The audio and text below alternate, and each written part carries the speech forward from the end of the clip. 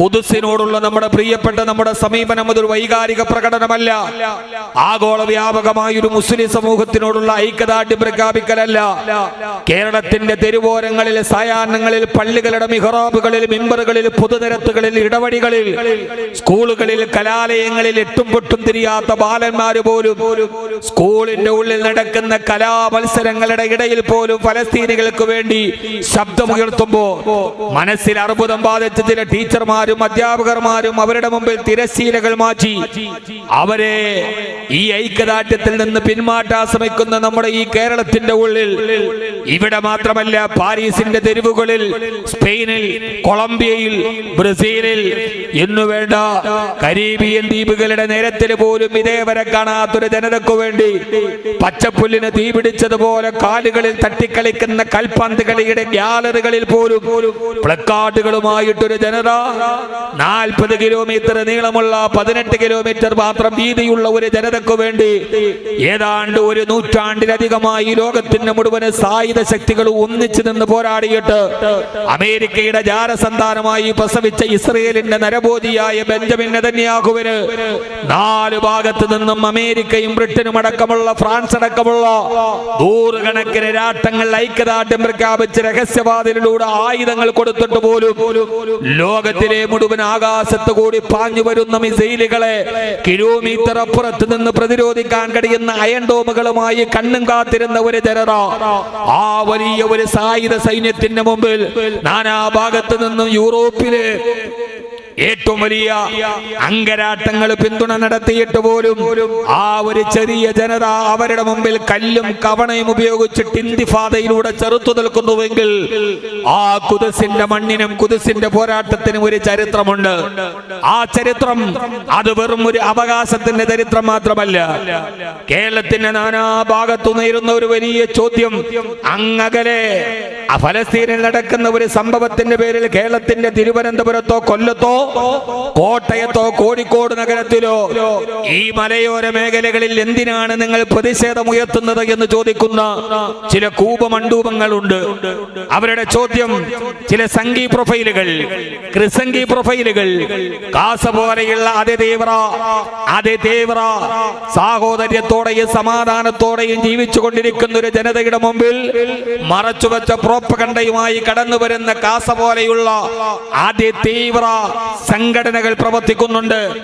അവരാണ് എറണാകുളത്തെ പള്ളുരുത്തിയിൽ ഒരു പാവപ്പെട്ട പെൺകുട്ടിയുടെ 18 വയസ്സ് 8ാം ക്ലാസ്സിൽ പഠിക്കുന്ന ഒരു പാവപ്പെട്ട പെൺകുട്ടിയുടെ തലയിൽ കിടക്കുന്ന ശിരോവസ്ത്രം കാണുമ്പോൾ അസുരഭാവത്തോടെ തുള്ളാൻ കഴിയുന്ന അധ്യാപികമാരുടെ സമാനമായ ശിരോവസ്ത്രമിട്ട് ആ ശിരസ് മറച്ചു വെച്ച് അത് വിശ്വാസത്തിന്റെ ഭാഗമായി കൊണ്ടു നടക്കുന്ന അവരുടെ തലയിൽ കിടക്കുന്ന ആംഗലേയ ഭാഷ ഇത്രമേൽ അതിക്രൂരമായി, ആംഗലേയ ഭാഷയെ ഇത്രമേൽ ചവിട്ടിമതിച്ച് പത്രത്തിന്റെയും ദൃശ്യമാധ്യമങ്ങളുടെയും മുമ്പിൽ ഒരു വിജുകേശുവിനെ പോലെ തയ്യോത്ത് നിൽക്കുന്ന ആ പ്രിയപ്പെട്ട കന്യാസ്ത്രീയോട്, പള്ളുരുത്തി സെന്റ് റീത്ത സ്കൂളിന്റെ പ്രിൻസിപ്പളിനോട് അവരുടെ തലയിൽ കിടക്കുന്ന ശിരോവസ്ത്രം കർത്താവിന്റെ മണവാട്ടിയായി അവർ തങ്ങളുടെ ആഗ്രഹങ്ങളെ മുഴുവനും ഹോമിച്ച് കടന്നു വരുമ്പോൾ കർത്താവിന്റെ മണവാട്ടിയായി കടന്നു വരുന്ന സമയത്തൊരു സ്ത്രീയുടെ ഏറ്റവും വലിയ ആഗ്രഹമായ മുടി മുറിച്ച് ആ മുറിക്കപ്പെട്ട മുടിയുള്ള ശിരസ് മറച്ചു വെക്കാനാണ് ശിരോവസ്ത്രം കന്യാസ്ത്രീകൾ ധരിക്കുന്നത്. അത് പരിപാവനമാണ്, പരിപ്രോക്തമാണ്. അതിനെ ബഹുമാനത്തോടെ കാണുന്നവരാണ് നമ്മൾ, കണ്ടവരാണ് നമ്മൾ. ഞാനൊക്കെ ഒരു കോൺവെന്റ് സ്കൂളിൽ, എന്റെ LP സ്കൂളും UP സ്കൂളും ഹൈസ്കൂളും കോൺവെന്റ് സ്കൂളാണ്. ഇടുക്കി ജില്ലയിലെ ആറക്കുളത്തെ സെന്റ് ജോസഫ് LP സ്കൂൾ, എന്റെ UP സ്കൂൾ വിദ്യാഭ്യാസം സെന്റ് തോമസ് UP സ്കൂൾ, എന്റെ ഹൈസ്കൂൾ വിദ്യാഭ്യാസം സെന്റ് മേരീസ് ഹൈസ്കൂൾ. ഇങ്ങനെ സെന്റ് റീത്താസ് പോലെ സമാന പേരുള്ള സെന്റ് മേരീസ് ഹൈസ്കൂളിൽ ഈ തിരുവസ്ത്രമണിഞ്ഞ 100 കണക്കിന് കന്യാസ്ത്രീകളെ ഞാൻ കണ്ടിട്ടുണ്ട്. ആർദ്രതയുള്ളവർ, സ്നേഹമുള്ളവർ, ചേർത്ത് പിടിച്ചവർ, എന്നെ അടക്കം ജീവിതത്തിന്റെ ദാരിദ്ര്യത്തിന്റെ കാലഘട്ടങ്ങളിൽ ചേർത്ത് പിടിച്ച് ഇതുവരെ എത്താൻ സഹായിച്ചവർ, ഇന്നും സ്നേഹത്തോടെ ഓർമ്മിപ്പിച്ചവർ. അവരുടെ ഇടയിലും ആ ശിരോവസ്ത്രത്തിന്റെ മഹാത്മ്യമറിയാതെ തന്റെ മുമ്പിലേക്ക് വന്ന ഒരു വിദ്യാർത്ഥിയുടെ ഹൃദയത്തിൽ, അവളുടെ ഹൃദയത്തിന് നോവ് നൽകി, അവളുടെ ഹൃദയത്തിന് ഏറ്റവും വലിയ സങ്കടം നൽകി. ഏതൊക്കെയോ അതിതീവ്ര ചിന്താഗതികളുടെ ചട്ടുകങ്ങളായി മാറപ്പെടുന്ന ഒരു കാലത്ത് എന്റെ പ്രിയപ്പെട്ട സഹോദരങ്ങളെ, ആ കാലത്ത് നാം വളരെ ശ്രദ്ധയോടുകൂടി ഈ വിഷയം പറയേണ്ടതുണ്ട്. ഇതിന്റെയൊക്കെ ഭാഗമായിട്ടാണ് ചോദിക്കുന്നത്, ഫലസ്തീനിൽ ഇത് നടക്കുമ്പോ എന്തിനാണ് ഒടുങ്ങാക്കാട് ഒടുങ്ങായിരിക്കട്ടെ, ഒടുക്കില്ല എന്നാണ് ആ കാടിന്. അത് നിത്യമായി ഇങ്ങനെ അതിന്റെ യശസ്സിൽ നിലനിന്ന് പോകട്ടെ. ഒടുങ്ങാക്കാടിലെ ഒരു പള്ളിയുടെ മുറ്റത്ത് നമ്മൾ എന്തിന് ഖുദ്സിനെ കുറിച്ച് ചർച്ച ചെയ്യണം? അറബിക്കടലിന്റെ തിരമാലകൾക്കപ്പുറം ആയിരക്കണക്കിന് കിലോമീറ്ററുകൾക്കപ്പുറം കിടക്കുന്ന ഖുദ്സിലെ ആട്ടിടയന്മാരായ അറബികളുമായി നമുക്കുള്ള ഹൃദയബന്ധം എന്താണ്? കോഴിക്കോട് ജില്ലയിലാണെങ്കിൽ അങ്ങനെ കരുതാം, അല്ലെങ്കിൽ തൊട്ടടുത്ത കണ്ണൂർ ജില്ലയിലാണെങ്കിൽ കരുതാം. അവരുമായി നമ്മുടെ ഒരു ബന്ധവും ഐക്യദാർഢ്യവും അതൊരു തീവ്രവാദത്തിന്റെ പേരിലല്ല. ഇവിടെ ആർക്കെങ്കിലും ഖുദ്സിന്റെ പോരാട്ടം, ഫലസ്തീന്റെ പോരാട്ടം തീവ്രവാദമാണെന്ന് തോന്നുന്നുവെങ്കിൽ അതവരുടെ ഹൃദയത്തിന് അർബുദം ബാധിച്ചതുകൊണ്ടാണ്. അത് നമ്മുടെ നാട്ടിലെ ചില സ്വാഭാവിക ചോദ്യമാണ്. എന്തിനാണ്, അവരോട് തിരിച്ചു ചോദിക്കണം, എന്തിനാണ് കൊളംബിയയുടെ പ്രസിഡന്റ് ഐക്യരാഷ്ട്ര സഭയിൽ ബെഞ്ചമിൻ നെതന്യാഹു ഏകാധിപതിയാണെന്ന് പറയുന്നത്? ഏത് ബന്ധത്തിന്റെ പേരിലാണ് അത് പറഞ്ഞ? കൊളംബിയയുടെ പ്രസിഡന്റിന് ഐക്യരാഷ്ട്രസഭയുടെ ചേംബറിൽ പോയി ബ്രസീലിന്റെ പ്രസിഡന്റ് കെട്ടിപ്പിടിച്ചത് ഏത് സാഹോദര്യ ബന്ധത്തിന്റെ പേരിലാണ്? അറബ് രാജ്യങ്ങളല്ല. ഇത് മനസ്സിലാക്കാൻ നമുക്കൊരു വിശാലമായ കാഴ്ചപ്പാട് വേണം. നമ്മുടെ കേരളത്തിൽ ഇങ്ങനെ കോലാഹലങ്ങളാണ്. ശിരോവസ്ത്രത്തിന്റെ പേരിൽ, ഫലസ്തീൻ ഐക്യദാർഢ്യത്തിന്റെ പേരിൽ, പാകിസ്ഥാനിലെ ഏതോ ഒരു പെണ്ണ് വന്നതിന്റെ പേരിൽ, ഒരു ജുവല്ലറിയെ തന്നെ ബഹിഷ്കരിക്കണമെന്ന പേരിൽ കോലാഹലങ്ങൾ ഇങ്ങനെ ഉയരുന്ന കാലമാണ്. പക്ഷേ നമ്മളൊന്ന് കണ്ണു തുറന്നു നോക്കി, നമ്മുടെ കേരളത്തിന്റെ മുഖ്യമന്ത്രി, നിങ്ങളെല്ലാവരും ഈ കോലാഹലത്തിന്റെ ഇടയിൽ, ഈ വിഭജനത്തിന്റെ ഇടയിൽ, ഈ മതിൽക്കെട്ടിന്റെ ഇടയിൽ, ഈ വേലിക്കെട്ടിന്റെ ഇടയിൽ, മനുഷ്യരുടെ ഇടയിൽ ഭിത്തികൾ കെട്ടുന്ന ഒരു സമയത്ത്, മതത്തിന്റെ പേരിൽ വിഭജിക്കുന്ന ഈ കാലത്ത് നമ്മൾ കാണേണ്ട ഒരു കാഴ്ചയുണ്ട്. നിങ്ങൾ ശ്രദ്ധിച്ചോ എന്ന് എനിക്കറിയില്ല. എന്റെ പ്രിയപ്പെട്ട ക്രൈസ്തവ സുഹൃത്തുക്കളോട് നിങ്ങളൊന്ന് ശ്രദ്ധിക്കണം. ആരാണ് ഒരു മുസ്ലിം എന്ന് ചോദിച്ചാൽ, ആരാണ് ഒരു വിശ്വാസി എന്ന് ചോദിച്ചാൽ, അവന്റെ സമീപനം എന്തെന്ന് ചോദിച്ചാൽ അതിനൊരു മറുപടിയുണ്ട്. കേരളത്തിന്റെ മുഖ്യമന്ത്രി ശ്രീ പിണറായി വിജയൻ ബഹ്റൈൻ സന്ദർശനത്തിലാണ്.